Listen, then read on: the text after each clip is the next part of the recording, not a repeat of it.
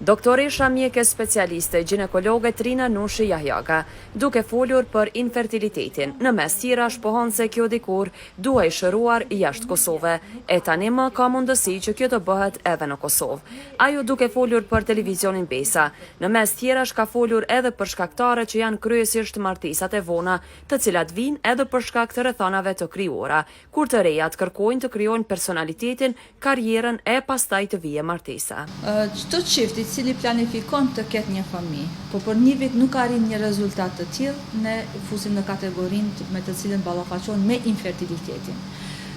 Zakonisht shkaktarët janë të shumtë, si nga ana e mashkullit, ashtu edhe nga ana e femrës, por edhe një pjesë është prej shkaktarëve për të cilët ne nuk i dimë. Për atë sa i përket përqindjes, apo mund të themi domethënë çka mundet të ndikojë në këtë fushë, ne i ndajmë 30% ndikon prej faktorit mashkull, 30% prej faktorit femën, 10% nuk mundemi me ditë, domethënë çka mund të jetë shkaktari, për atë hyn edhe në kategorinë e infertilitetit të paspjeguar.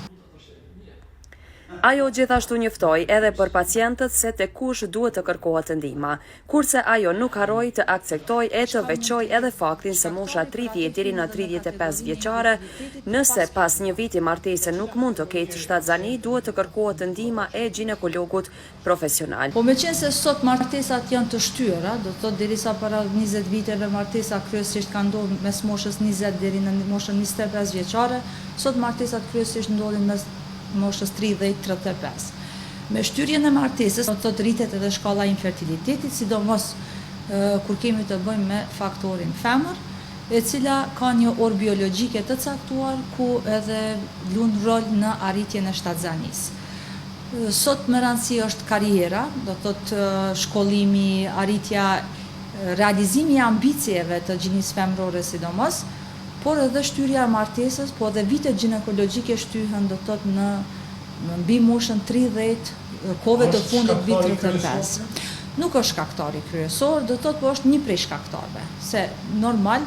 çiftin e përbën si faktori mashkull, ashtu edhe faktori femër,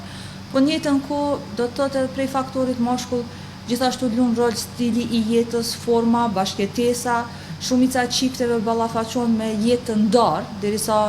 gruaja rrin për shembull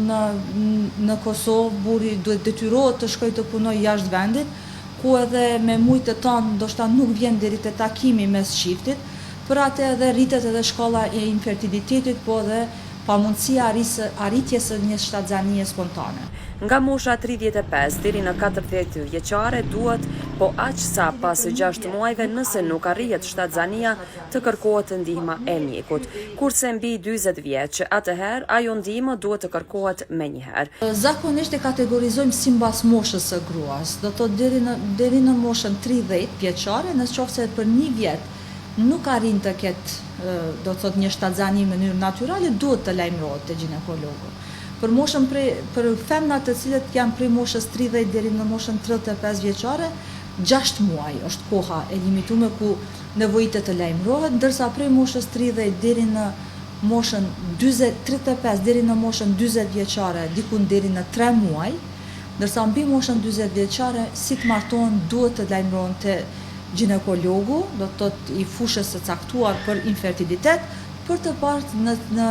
si qëndron gjendja e tyre rreth organeve reproduktive. Pastaj ajo shpjegon edhe rritjen që duhet të ketë për të shtyer suksese dhe porositë me kontaktet me ginekologët profesional, për të pasur shtyni duhet të konsultohen e të kërkohet trajtim sa më herët që është e mundur. Duhet të jetë ginekologu i cili ka një përvojë të punës, domethënë në fushën e infertilitetit së paku 5 vite, gjithashtu të ketë një trajnim mbi 6 muaj jashtë vendit në një qendër të specializuar ku ka arritur të marrë edukimin e vazhdueshëm, do të thotë rreth subspecializimit dhe problemeve. Çmimi kryesisht është arritja e një rezultati pozitiv, do të thotë të çiftit, ku me vitet të tona ballafaqohen dhe zgjejnë zgjidhjen tek eksperti i caktuar.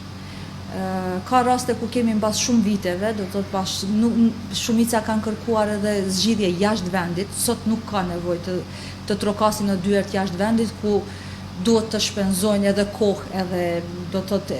qoftë edhe materialisht të dëmtohen çiftet. Sot Kosova i plotëson këto kushte me qendra të caktuara të specializuara ku mirën me probleme të infertilitetit. Edhe Kosova ka arritur, do të thotë ka arritur në pikën ku mund të themi se ballafaqohemi me ekspertët ndërkombëtar.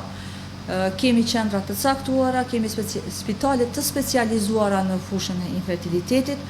po zgjidhja është shumë e rëndësishme të trokasin në dyert e duhura për të arritur zgjidhjen e duhur. Ajo po kështu ka mesazhin e saj se vetëm trajtimi profesional ka sukses optimal. Është shumë e rëndësi kur dëshirojnë të kenë një fëmijë, por nuk e arrin atë zgjidhje, të lajmërohen tek ekspertët e caktuar. Dhe është një mesazh me një platformë të Është një mesazh se zakonisht ballafaqohemi në momente shumë të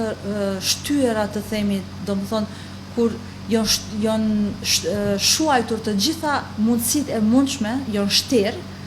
në fund lajmërohen te një ekspert ku edhe ne nuk mundemi t'ju bëjmë zgjidhje. Për atë është më rëndësi shumë, nëse ekziston problemi,